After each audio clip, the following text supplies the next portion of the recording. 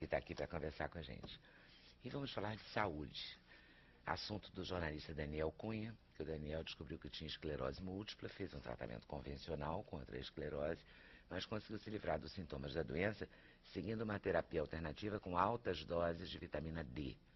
Vamos saber mais sobre essa terapia, conversando com o neurologista Cícero Galli Coimbra. Para a realização desse programa, contamos com a participação de vocês, nossos debatedores fixos, por telefone, por fax, por e-mail ou pelo Twitter. Eu vou começar falando da experiência do Daniel, porque é uma experiência muito diferenciada, né? Primeiro você tem um diagnóstico desse, você tem 26 anos, é isso? 26. Você teve o diagnóstico quando? Tive há 2 anos e no finalzinho de 2009. 24, 24, por aí, né? E você experimentou a terapia usual, convencional, né? Conservadora, digamos assim? É o tratamento convencional, né? É o que praticamente todos os médicos vão indicar para quem for diagnosticado com esclerose múltipla. Então, comecei esse tratamento em 2010 e fiz por uns 4 meses, mas foi traumático para mim na época, assim, porque é um tratamento que é à base de injeções, é um medicamento injetável. Na verdade, são vários tipos de medicamentos, mas todos eles são injetáveis hoje que a gente tem disponível. Então, era um que eu tomava uma vez por semana e tinha muitos efeitos colaterais. No dia que eu tomava, eu tinha que escolher um horário para tomar de noite, porque depois eu ficava cheio de efeito colateral, e senão, depois, se eu tomasse de dia, eu ia ficar o resto do dia sem poder fazer nada, assim, acamado, ia pra cama, com febre e tal, gripe. Então, aí começou essa expectativa de eu fazer isso toda semana pro resto da minha vida, né? Sempre eu tinha que tomar esse remédio, saber que eu ia ficar o dia seguinte desse jeito. E aí caí numa depressão também, fiquei mal. E até que minha mãe descobriu na internet, chegou numa entrevista do Dr. Cícero e marcou uma consulta pra mim. Aí eu fui, a história mudou. Dr. Cícero mudou a sua história? Mudou. Mudou como, Dr. Cícero? Bom, em primeiro lugar, eu queria agradecer por essa oportunidade de falar sobre essa substância. Imagina, nós é que agradecemos que o senhor consiga uma melhoria, né, num quadro de uma pessoa e de várias pessoas. Mais de 800 pessoas. Mas meu agradecimento por ter a oportunidade de falar a respeito dessa substância, que na realidade é um hormônio esteroide e que, por infelicidade, entre 1918 e 1922, foi chamada de vitamina D antes que se conhecesse qual era a estrutura química dessa substância, mas que hoje é o principal determinante de saúde do mundo urbano moderno, né? Ela é uma substância que controla 229 funções em cada uma de todas as nossas células. É praticamente ter deficiência desse hormônio é praticamente um pré-requisito para se desenvolver qualquer doença autoimunitária, para se desenvolver câncer, para se desenvolver doença cardiovascular. Deficiência de vitamina D durante a gestação leva ao nascimento de crianças autistas.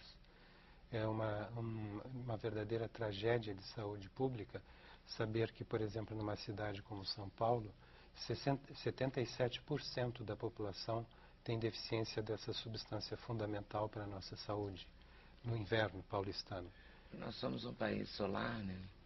Mas no mundo urbano moderno, infelizmente, o trabalho e a vida se desenvolvem entre 4 paredes, então não faz a mínima diferença se nós vivemos num país tropical ou num país... Se a gente morar no Brasil, morar na Noruega, não vai fazer muita diferença? Vai fazer alguma diferença, sim, porque lá os invernos são muito longos, né? Mas essa diferença foi muito diluída hoje em dia, porque as pessoas praticamente não se expõem ao sol, que é o grande produtor dessa substância no nosso organismo, né? E de tal forma que isso virou uma pandemia mundial. No início de abril, uma organização governamental norte-americana chamada CDC, Center for Disease Control, demonstrou que no inverno norte-americano, pode haver apenas 1% da população não deficiente desse hormônio fundamental para a saúde humana. De tal forma que você tem uma ideia da gravidade dessa situação num mundo em que hoje nós temos muitas linhas de metrô, muito mais do que tínhamos antes. Nós saímos com isso filme na janela do carro, nós colocamos protetor solar que bloqueia completamente a produção de vitamina D e temos a ilusão de que a vitamina D, por ser chamada assim de vitamina D, ela está presente nos alimentos, o que é um grande engano Equívoco. e confusão provocada por isso. Na verdade, então, quer dizer, a gente tem que passar a tomar sol.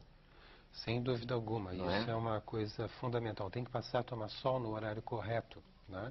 Que basicamente é o horário em que a nossa sombra tem a mesma dimensão da nossa estatura. Esse horário varia conforme a estação do ano, conforme a latitude em que A nós região do encontramos, país também. mas um parâmetro adequado é olhar a extensão da sua estatura. Se você colocar fator de proteção solar nesse momento, número 8, você reduz em 90% a produção dessa substância fundamental para a nossa saúde. 8? 8. As pessoas usam 50, 60. A partir de 15 você zerou a produção de vitamina D. Exatamente. Por isso se transformou numa pandemia mundial Doutor de Cícero, o graves senhor acha proporções. que nos exames de sangue, aqueles que os médicos, de modo geral, pedem, os médicos de família, ou até mesmo do SUS, quando vão fazer um check-up, pedem hemograma completo, lipidograma completo, a medição da vitamina D deveria estar incluída necessariamente? Sim, e infelizmente nunca está incluída. É, Infelizmente nunca está já incluída. é mais num patamar mais sofisticado, né? Exatamente. Esse é o problema também. A perda dessas 229 funções nas células do sistema imunológico torna o sistema imunológico completamente desregulado, de tal forma que ele tem dificuldade de reagir contra infecções e se permite atacar o nosso próprio organismo. E há evidências de que a falta da vitamina D acelera ou provoca o processo da esclerose múltipla? Sim, já temos mais de 3.500 publicações. É importante que se diga que há apenas 3 anos atrás eram não mais do que 750 publicações acumuladas ao longo de 40 anos e que hoje, em 3 anos, isso passou de 750 para mais de 3.500 publicações. Infelizmente, esse conhecimento não tem sido levado aos livros-texto de medicina e isso gera esse desconhecimento não só do público em geral, mas até da própria classe médica em relação à gravidade dessa O situação. senhor disse que a vitamina D não está presente nos alimentos. A quantidade é irrisória. Se você ficar, por exemplo, nesse horário que eu mencionei a você, exposta ao sol, vestindo uma camiseta regata e uma bermuda, porque você tem que ter pele exposta ao sol, em apenas 20 a 30 minutos você produz 10.000 unidades de vitamina D. No caso dos alimentos, você teria, para conseguir alcançar essa quantidade, você teria que tomar 100 copos de leite, o que é impossível para qualquer ser humano. 100 copos de dia? Não, para alcançar esta quantidade. E a gente precisa de 10.000, a gente precisa de quanto? Se a natureza não precisasse de 10.000, não formava uma quantidade tão grande em tão poucos minutos, né? Então, isso Então, assim, dá como uma uma ideia. medida preventiva, mesmo que você não tenha um diagnóstico ligado à esclerose, você falou em doenças autoimunes, né? Sim, perfeito. Então isso abre um leque enorme, né? Sim. Vai do lúpus à artrite, Todas elas. passeia por tudo praticamente isso. um pré-requisito ter essa deficiência para você poder desenvolver essa doença. Então é importante a reposição da vitamina D. Em doses adequadas, não nessa dose que é A normalmente dose da presente. esclerose múltipla é diferente, claro, né? Não, a dose para todas as pessoas, uma pessoa adulta normalmente deveria receber cerca de 10.000 unidades por dia, né? O que é 50 vezes acima da quantidade que normalmente se encontra nas farmácias. Então, se correr o bicho pega, se ficar o bicho come, não tem saída?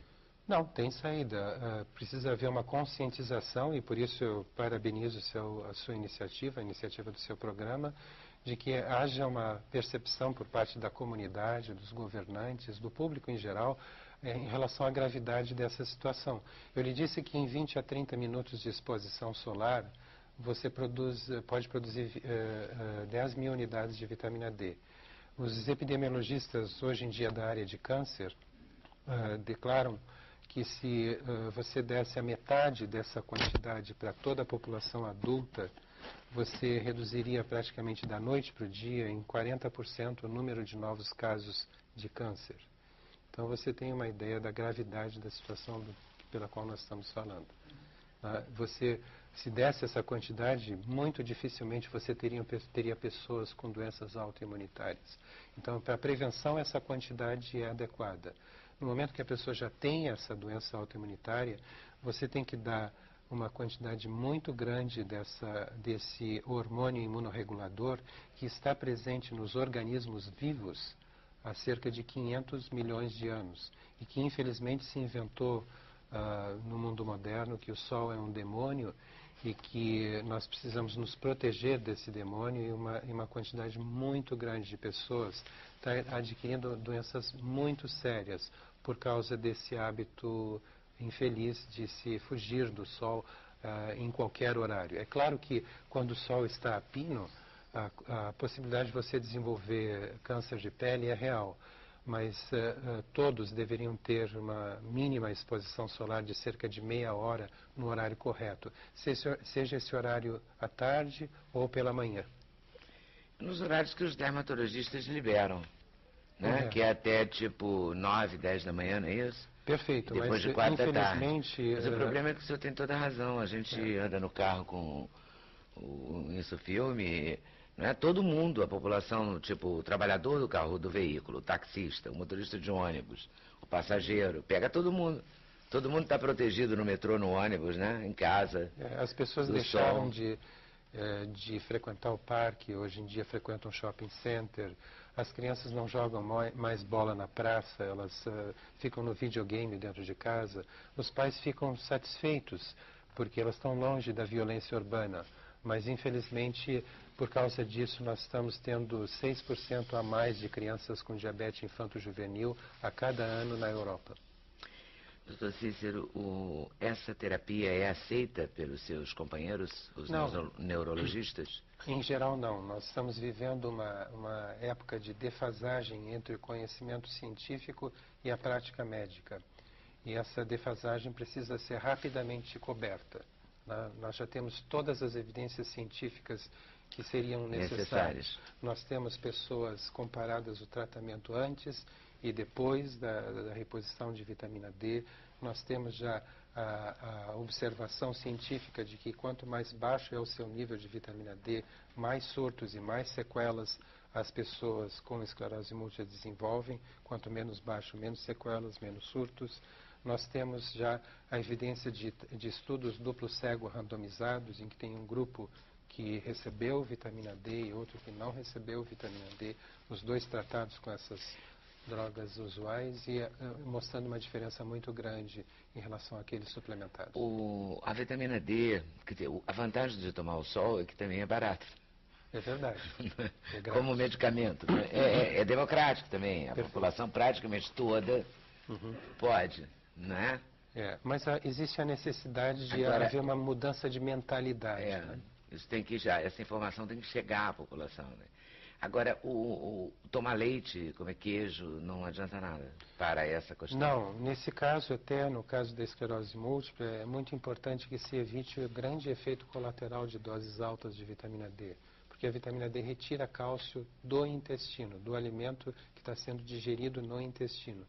E ela pode, em doses elevadas, elevar muito essa concentração no sangue, fazendo com que o nosso organismo tenha que jogar esse excesso de cálcio através dos rins e durante uma passagem de uma grande quantidade de cálcio através dos rins pode haver calcificação do órgão, do rim em si, havendo como consequência perda da função renal.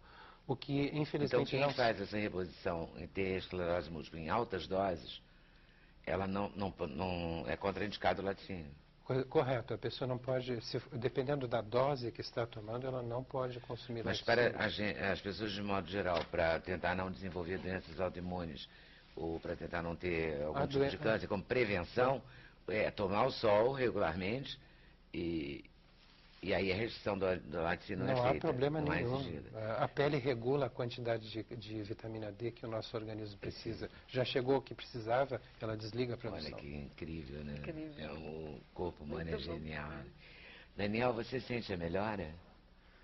Você sente uma diferença? Sua vida mudou? Não, Como é pra mudou. você? Na verdade, o que aconteceu comigo, o meu caso específico, é que eu fui internado, eu tive a manifestação da doença, que as manifestações ocorrem em surtos, assim. Eu tenho um surto que não é um surto psicótico, é um surto, alguma função neurológica orgânico. começa.